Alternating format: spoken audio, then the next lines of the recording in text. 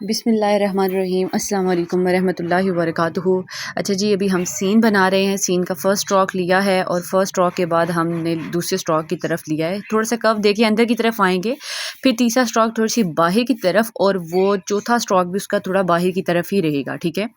और ये पाँचवा स्ट्रोक हमने जोड़ के लिए डाला है ताकि सीन की जो नेक्स्ट शेप है उसके लिए आए। और यहाँ से हमने इसको देखकर कर्व ऊपर की तरफ ले जाना है और ये इसका लास्ट स्ट्रोक बन जाएगा, ठीक है।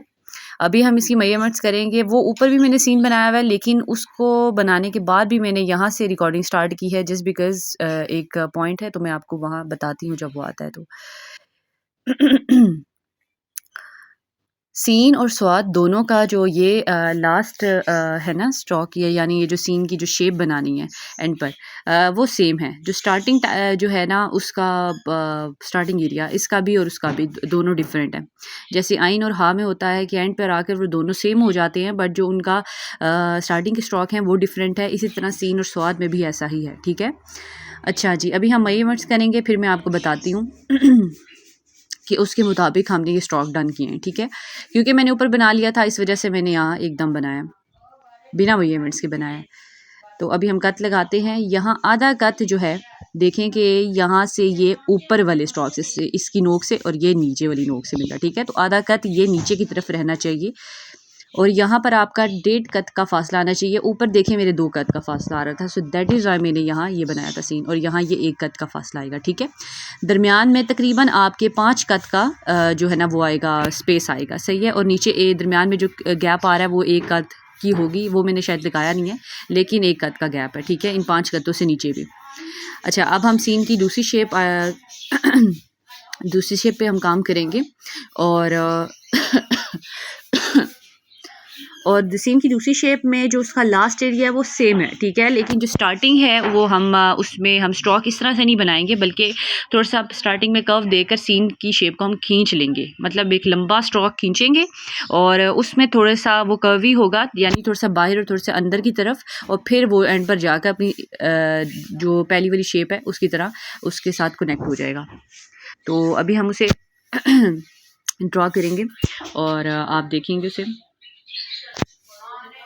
सीन की दोनों शेप्स जो हैं वो एक दूसरे से स्टार्टिंग एरिया में मुख्तलिफ हैं और इनकी मेजरमेंट्स जो कट है वो भी बिल्कुल ही डिफरेंट हैं।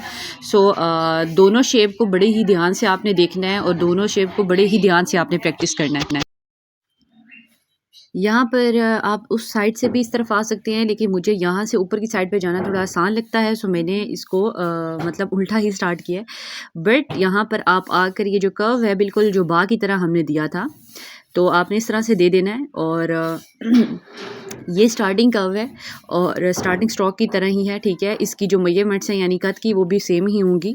और यहाँ से आप यहाँ मैं इसको थोड़ा सा नीट कर रही हूँ, लेकिन ये है कि यहाँ से आप बिल्कुल इसी शेप के अंदर रहते हुए ना आप नीचे की तरफ जाएंगे, मतलब बहुत बिल्कुल नीचे की तरफ अपना स्ट्रोक नहीं देंगे। यानी कलम ये नहीं है कि जिस शेप पे आपने रखी है बिल्कुल उसी तरफ आप मतलब कलम को लेके जाते जाएं और शेप लेस कर दें अपने हरूफ को, जबकि आपने अपने जो है उसका बहुत ख्याल रखना पड़ता है इसके अंदर। या तो ठीक थिन स्ट्रोक का बहुत ख्याल रखना पड़ता है, या तो ये देखना पड़ता है कि स्ट्रोक ऊपर की तरफ जा रहा है या नीचे की तरफ आ रहा है, यानी कर्व कहाँ ले रहा है कहाँ नहीं ले रहा। तो यहाँ से मैं नीचे की तरफ नहीं देखें गई, ऊपर से तो वो नीचे की तरफ आता स्ट्रोक दिख रहा है, लेकिन यहाँ हमने एक कर्व दिया है थोड़ा सा, वो ऊपर से भी अटैच हो रहा है और यहाँ भी आकर मिड में कनेक्शन क्रिएट कर रहा है और फिर नेक्स्ट पर जाकर एंड पर जाकर ऊपर की तरफ रुक रहा है, ठीक है। तो दरमियान में भी एक कनेक्शन बन रहा है, उस तरफ से भी बन रहा है जहाँ हमने अपना पहला स्ट्रोक डन किया था, और फिर एंड पर आकर भी अपने लास्ट स्ट्रोक के लिए भी वो एक कनेक्शन क्रिएट कर रहा है, ठीक है। और अब यहाँ से बिल्कुल सेम उसी तरह हम यहाँ से एक दूसरे से स्ट्रोक को अटैच करके कनेक्ट करके जोड़ कर बिल्कुल सीन की उसी शेप की तरह लास्ट शेप बनाएंगे जो पिछले वाले सीन में थी, ठीक है, फर्स्ट शेप के अंदर। तो ये बिल्कुल सेम टू सेम रहेगी, बट जो इसका स्टार्टिंग एरिया है वो डिफरेंट है उस वाले एरिया से, क्या कहते हैं, जो आपका फर्स्ट सीन की शेप थी, ठीक है। यहाँ आप यही करते हैं कि पहले आप नीचे की तरफ आते हैं, दरमियान में एक कनेक्शन क्रिएट होता है, एक स्ट्रोक अगर आप दरमियान में तोड़ के भी छोटा सा लगा दें तो इट्स ऑल ओके। फिर आप तीसरा स्ट्रोक ऊपर की तरफ उठाते हैं, ठीक है। बिल्कुल एकदम से आप ऊपर नहीं ले जाते, एक सीन की जो शेप है, जो उसका एक टेक्सचर बना हुआ है वो रहना चाहिए, ठीक है। ये नहीं है कि आप एकदम से नीचे ला रहे हैं अपने स्ट्रोक को फिर एकदम से ऊपर लेकर जा रहे हैं, तो वो शेपलेस हो जाती है चीज़।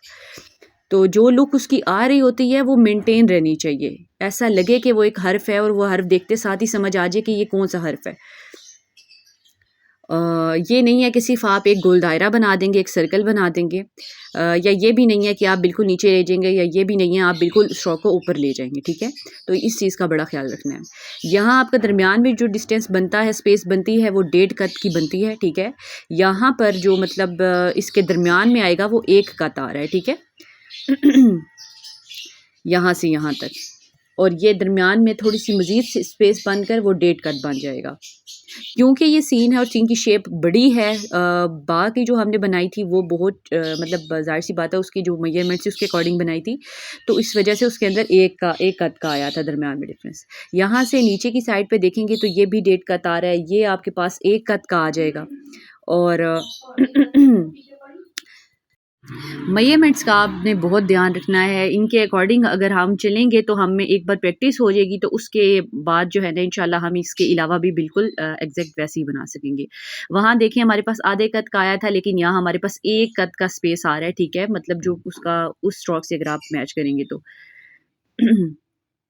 यहाँ पर आपके तकरीबन तकरीबन ये 6 कद बन रहे हैं।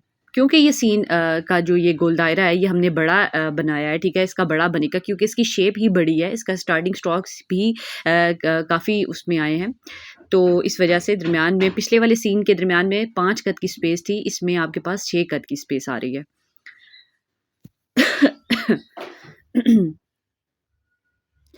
ये जो मैं लाइन लगा रही हूँ ये भी इसकी कलम की नोक सही है, तो अगर आप पेन से चाहें आप तब भी लगा सकते हैं। बहुत नीट एंड क्लीन अगर आपको ये चीज़ चाहिए तो आप अपनी प्रैक्टिस के लिए, यानी अगर आपने रखना हो बनाकर कहीं पे किसी कॉपी में या किसी भी रजिस्टर में, तो आप अपने पेन से मार्कर से और स्केलिंग के साथ जो है ना ये काम कर सकते हैं। बहुत नीट एंड क्लीन शो होता है उसमें।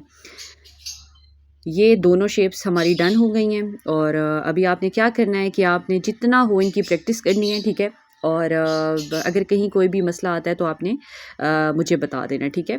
ये यहाँ सीन शीन जो भी आप बनाना चाहें नकात के साथ आप इसे डन कर लेंगे, ठीक है। इसी तरह यही नकात आप ऊपर वाले सीन के फर्स्ट शेप के साथ भी डन कर सकते हैं।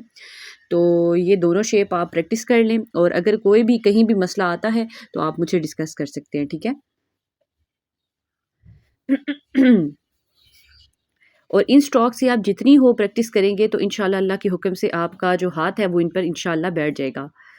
सिर्फ़ प्रैक्टिस चाहिए होती है, प्रैक्टिस आपके दिमाग में कतों को बिठा देती है कि यहाँ कितने कत का ये स्ट्रोक था, यहाँ कितने कत का ये स्ट्रोक था। फिर जब आप एक दूसरे के साथ कनेक्ट करते हैं हरूफ को, और वो लफ्ज़ बनाते हैं, जो यानी अल्फ़ाज़ या सेंटेंस पूरी एक कंपोज़िशन डन करते हैं आयात की, तो फिर उसमें आपको कहीं भी कोई डिफ़िकल्टी नहीं आती, क्योंकि आपको पता होता है कि ये स्ट्रोक इतने कद का था, यहाँ इस हर्फ़ का स्ट्रोक इतने कद का है, तो आप बिल्कुल प्रॉपर शेप के साथ बनाते हैं, शेपलेस नहीं जाती वो कोई भी चीज़ उसके अंदर। तो अब आपने क्या करना है, अब आपने इनकी प्रैक्टिस करनी है। मैंने मार्कर के साथ यहाँ कतों की वो लिख दी है, जो पैमाइश जितनी भी है, और ताकि आप लोगों के लिए आसानी हो जाए। और अगर कोई स्टिल क्वेश्चन रहता है इस लेक्चर से रिलेटेड तो आप मुझे डीएम कर सकते हैं। तब तक के लिए अपना बहुत सारा ख्याल रखें, अल्लाह की हिफ्ज़-ओ-मान में रहें, और अल्लाह हाफ़िज़।